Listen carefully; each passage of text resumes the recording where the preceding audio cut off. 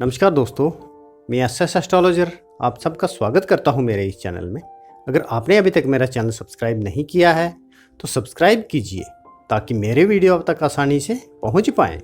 दोस्तों, आज मैं आपको केतु के राशि परिवर्तन के विषय में जानकारी दूंगा। वैदिक ज्योतिष में केतु एक रहस्यमय और मायावी ग्रह है। केतु के लिए कहा गया है कि जब ये देने पे आए तो भंडार भर देता है और लेने पे आए तो भरे भंडार खाली कर देता है। केतु अपनी दिशा में जितनी तेजी से धन व प्रतिष्ठा लाता है उतनी ही तेजी से अपने साथ ले भी जाता है। केतु दिमाग के ऊपर ऐसी माया डालता है कि इंसान अपने आगे किसी को कुछ नहीं सकता। केतु अगर कुंडली में शुभ हो तो बहुत अच्छी कल्पना शक्ति और आने वाले समय की इंट्यूशन पावर देता है।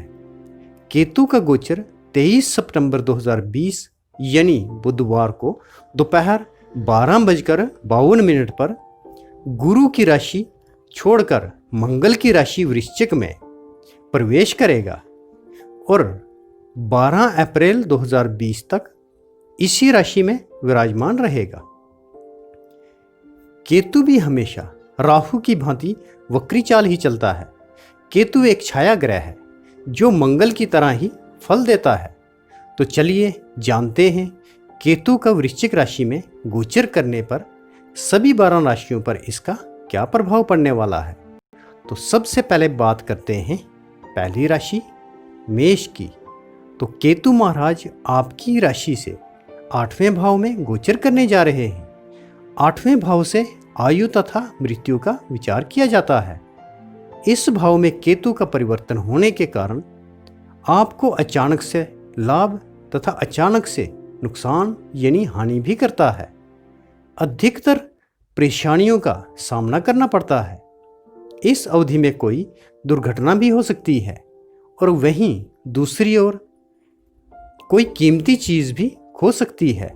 मेष राशि के जातक केतु के परिवर्तन के कारण अधिक खर्च भी कर सकते हैं, जिसकी वजह से पारिवारिक स्थिति भी खराब हो सकती है।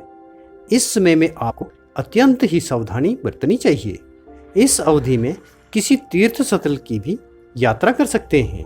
उपाय में प्रतिदिन दूध में रोटी डालकर कुत्तों को खिलाएं। अब बात करते हैं दूसरी राशि वृषभ की। तो केतु महाराज आपकी राशि से 7वें भाव में प्रवेश करेंगे।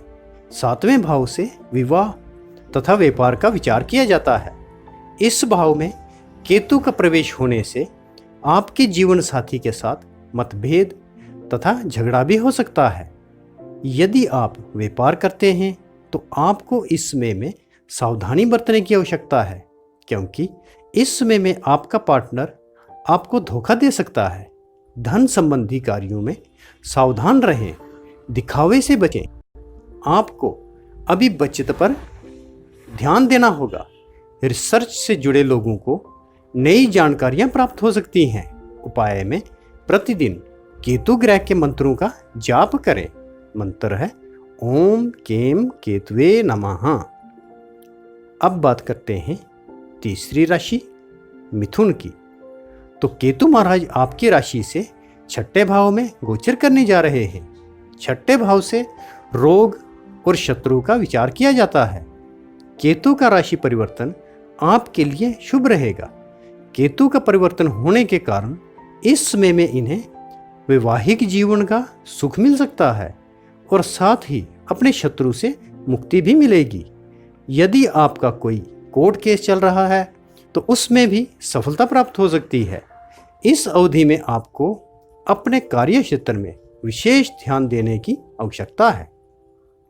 इसके अलावा आर्थिक स्थिति सामान्य रहेगी। मिथुन राशि के जातकों को इस समय में विशेष सावधानी बरतनी चाहिए। उपाय में भूरे रंग के वस्त्र का दान करें। अब बात करते हैं चौथी राशि कर्क की। तो केतु महाराज आपकी राशि से 5वें भाव में प्रवेश करने जा रहे हैं। 5वें भाव से प्रेम और संतान का विचार किया जाता है। 5वें भाव में केतु के राशि परिवर्तन के कारण आपके प्रेम संबंधों में कटुता आ सकती है। केतु का परिवर्तन आपके अंदर क्रोध की अधिकता ला सकता है। कर्क राशि की जो महिलाएं गर्भवती हैं, उन्हें इस समय में अधिक सावधानी बरतने की आवश्यकता है, क्योंकि इस समय गर्भपात का भय रहेगा। वहीं जिन लोगों की संतान पहले से है, उन्हें चोट भी लग सकती है, इसलिए इस समय में बच्चों की ओर विशेष ध्यान दें। इस दौरान आपको थोड़ी मुश्किलों का सामना करना पड़ सकता है। शत्रु आप पर हावी हो सकते हैं। अपनी सेहत का खास ध्यान रखें। उपाय में प्रतिदिन कुत्ते को दूध में रोटी डालकर खिलाएं। अब बात करते हैं 5वीं राशि सिंह की। तो केतु महाराज आपकी राशि से चौथे भाव में प्रवेश करने जा रहे हैं। चौथे भाव से सुख और माता का विचार किया जाता है। चौथे भाव में केतु का परिवर्तन आपके सुख को प्रभावित करेगा। इस दौरान आपकी माताजी को स्वास्थ्य संबंधी परेशानियां रह सकती हैं। इस समय में आपकी माताजी को चोट आदि भी लग सकती है। भूमि, मकान, वाहन आदि भी अगर खरीदना चाहते हैं तो ये खरीदारी का काम सोच विचार कर शुभ मुहूर्त में ही करें। वहीं खर्चे की अधिकता के कारण भी आप परेशान रह सकते हैं। किसी भी कार्य को जल्दबाजी में ना करें। उपाय में प्रतिदिन केतु ग्रह के मंत्रों का जाप करें। मंत्र है ओम केम केतुवे नमः। अब बात करते हैं 6ठी राशि कन्या की। तो केतु महाराज आपकी राशि से तीसरे भाव में प्रवेश करने जा रहे हैं। तीसरे भाव से पराक्रम तथा छोटे भाई बहनों का विचार किया जाता है। केतु का राशि परिवर्तन आपके पराक्रम को मुख्य रूप से प्रभावित करेगा। केतु के परिवर्तन के कारण आप अपने आप को अधिक ऊर्जावान महसूस करेंगे। इस समय में आपके छोटे भाई बहनों में भी गुस्से की अधिकता देखी जा सकती है। केतु के गोचर के कारण आपका अपने जीवन साथी के साथ झगड़ा भी हो सकता है, इसलिए आपको इस समय में विशेष सावधानी बरतने की आवश्यकता है। लेकिन इस समय में आपकी आय बढ़ सकती है। आपका झुकाव अध्यात्म की ओर बढ़ेगा। उपाय में कुत्ते को प्रतिदिन दूध में रोटी डालकर खिलाएं। अब बात करते हैं 7वीं राशि तुला की। तो केतु महाराज आपकी राशि से दूसरे भाव में प्रवेश करने जा रहे हैं। दूसरे भाव से वाणी और धन का विचार किया जाता है। केतु का राशि परिवर्तन आपकी वाणी को मुख्य रूप से प्रभावित करेगा। इसके साथ आपका संचित धन भी खर्च हो सकता है और आपके संचित धन में कमी आ सकती है। दूसरी ओर परिवार की ओर भी विशेष ध्यान देने की आवश्यकता है, क्योंकि इसमें परिवार में झगड़े की स्थिति उत्पन्न हो सकती है। आपको इसमें अपनी वाणी पर विशेष सावधानी बरतने की आवश्यकता है। मोह माया से लगाव भंग हो सकता है। धर्म और व्यवसाय में झुकाव बढ़ेगा। उपाय में श्री गणेश जी की उपासना करें। अब बात करते हैं 8वीं राशि वृश्चिक की। तो केतु महाराज आपकी ही राशि यानी वृश्चिक में प्रवेश करने जा रहे हैं। इसे लग्न भाव भी कहा जाता है। लग्न भाव से शरीर का विचार किया जाता है। लग्न भाव में केतु का परिवर्तन होने से आपको चोट आदि लगने का भय रहेगा। इस समय में आपको किसी तरह का डर और वहम हो सकता है। व्यवसाय को लेकर कोई ज़रूरी निर्णय ना लें और साझेदार के साथ भी किसी तरह की गलतफहमी हो तो समय से पहले ही खत्म कर लें। वैवाहिक जीवन में भी मतभेद के योग बने हुए हैं, जिससे साथी के साथ तनाव की स्थिति बन सकती है। इस राशि के जो जातक प्रेम में हैं, उनकी लव लाइफ में भी परेशानियां उत्पन्न हो सकती हैं। उपाय में प्रतिदिन अपने माथे पर केसर का तिलक लगाएं। अब बात करते हैं 9वीं राशि धनु की। तो केतु महाराज आपकी राशि से 12वें भाव में प्रवेश करने जा रहे हैं। 12वें भाव से व्यय का विचार किया जाता है। केतु के परिवर्तन आपके खर्चों को विशेष रूप से प्रभावित करेगा, यानी आपके खर्चों में वृद्धि होगी। कुछ खर्चे ऐसे भी होंगे जिसके बारे में आपने कभी सोचा भी नहीं होगा। धार्मिक स्थान पर धन खर्च करने से आपको मानसिक सुकून मिलेगा। इस समय में आपकी माताजी का स्वभाव भी बदल सकता है, उनमें क्रोध की अधिकता आ सकती है। वहीं आपको इस समय में वाहन चलाते भी सावधानी बरतने की आवश्यकता है। खासकर पेट का ध्यान रखें और खाने पीने की लापरवाही ना करें।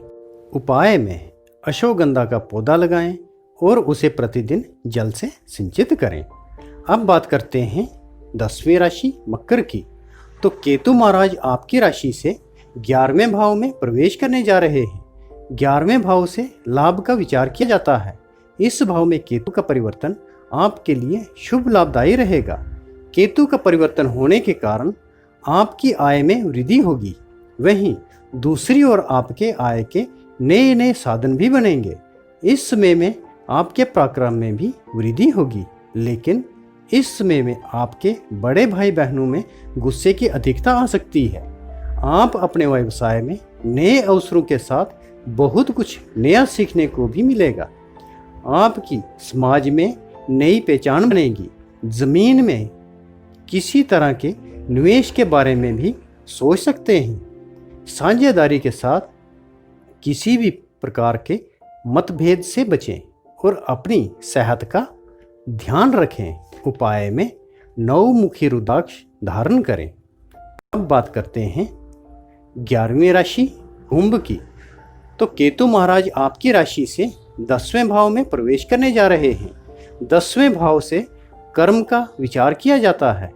इस भाव में केतु का परिवर्तन होने की वजह से आपके उच्च अधिकारियों में गुस्से की अधिकता देखी जा सकती है, जिसकी वजह से आपको नौकरी में परेशानियों का सामना करना पड़ सकता है।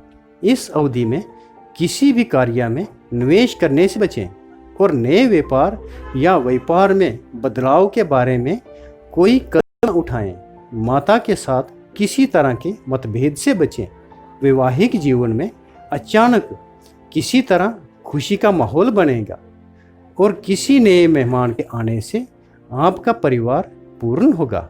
पिता की सेहत का भी ध्यान रखें और उनके साथ किसी तरह के मतभेद होने से बचें। उपाय में भूरे रंग के कंबल का दान करें। अब बात करते हैं आखिरी राशि मीन की। तो केतु महाराज आपकी राशि से 9वें भाव में प्रवेश करने जा रहे हैं। 9वें भाव से भाग्य का विचार किया जाता है। इस भाव में केतु के परिवर्तन होने से आपको भाग्य का पूरा साथ मिलेगा, लेकिन आपको इस समय मेहनत भी अधिक करनी पड़ सकती है। यदि आप किसी धार्मिक कार्य से जुड़े हैं तो ये समय आपके लिए काफ़ी शुभ रहेगा। इस समय में आपको कई प्रकार के लाभ प्राप्त हो सकते हैं, लेकिन इस समय में आपको बिना वजह के क्रोध नहीं करना चाहिए, नहीं तो आपको कई प्रकार की समस्याओं का सामना करना पड़ सकता है। अपनी सेहत का भी पूर्ण रूप से ध्यान रखें। उपाय में माँ लक्ष्मी और गणपति जी की पूजा आराधना करें। तो दोस्तों, आज की वीडियो में इतना ही। वीडियो देखने के लिए धन्यवाद। मिलते हैं अगली वीडियो में, तब तक के लिए नमस्कार।